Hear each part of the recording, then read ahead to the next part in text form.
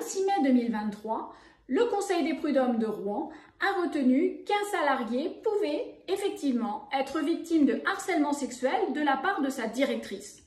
La formation de départage avait affaire à un salarié qui avait pris acte de la rupture de son contrat de travail au tort de l'employeur, prétendant avoir été agressé sexuellement et harcelé sexuellement par sa directrice.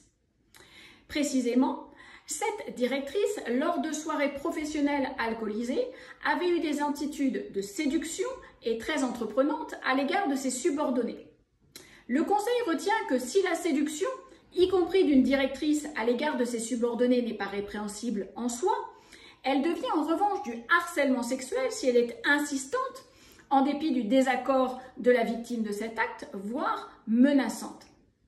Le salarié fait valoir que la directrice, lors d'une soirée professionnelle, s'était introduite par ruse dans sa chambre d'hôtel pour s'y dévêtir et qu'elle avait arraché sa chemise pour le harceler sexuellement.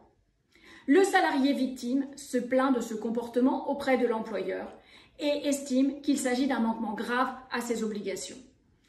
Bien évidemment, le Conseil retient que le salarié a bon droit, après acte de la rupture de son contrat de travail au tort de l'employeur, puisqu'il s'agissait là bien d'actes de harcèlement sexuel commis, certes pendant la vie privée, mais à l'occasion d'une soirée professionnelle organisée par l'employeur lors d'une convention professionnelle.